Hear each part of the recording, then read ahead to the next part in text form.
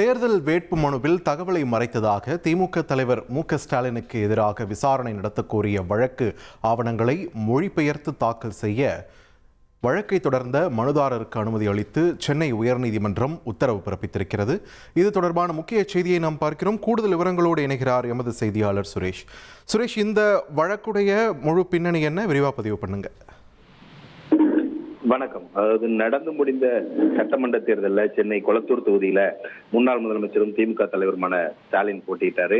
அப்போ அவர் தாக்கல் செஞ்ச வேட்புமனுல திமுக அறக்கட்டளையுடைய அறங்காவலராக இருப்பதையும் அறக்கட்டளை சார்பாக வாங்கின சொத்து குறித்த தகவலையும் தெரிவிக்கவில்லை.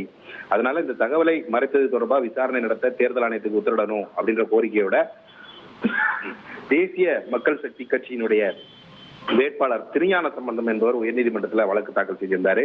இந்த வழக்கு தலைமை நீதிபதி தர்மாதிகாரி மற்றும் நீதிபதி அருள்முருகன் அடங்கிய அமர்வுல விசாரணைக்கு வந்தப்ப திமுக தலைவர் தரப்புல ஆஜரான மூத்த வழக்கறிஞர் வில்சன் வேட்புமனுல இந்த அறக்கட்டளை குறித்த விவரங்களை எல்லாம் சமர்ப்பிக்க வேண்டிய அவசியம் இல்லை அப்படின்னு சொல்றாரு.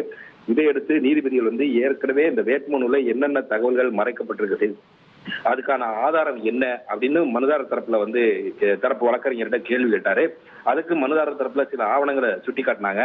இந்த ஆவணங்கள் தமிழ்ல இடம்பெற்றிருந்தனால அவற்றை மொழிபெயர்த்து தாக்கல் செய்யறதுக்கு மனுதாரருக்கு அவகாசம் வழங்கிய நீதிபதிகள் இந்த வழக்கினுடைய விசாரணையை ஜூலை 29 தள்ளி வச்சிருக்காங்க. நன்றி சுரேஷ், உங்களுடைய விரிவான தகவல்களுக்கு.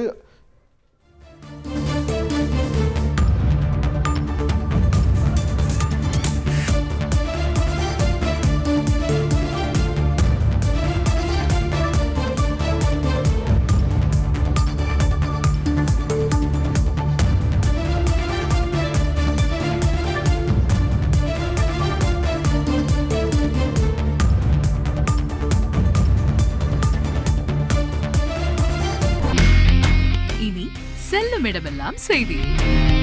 தந்தி டிவியின் வாட்ஸ்அப் சேனலை ஃபாலோ பண்ணினா செல்ல இருக்கும் இடமெல்லாம் செய்தி. இதோ QR கோட் இப்பவே ஸ்கேன் பண்ணுங்க, ஃபாலோ பண்ணுங்க.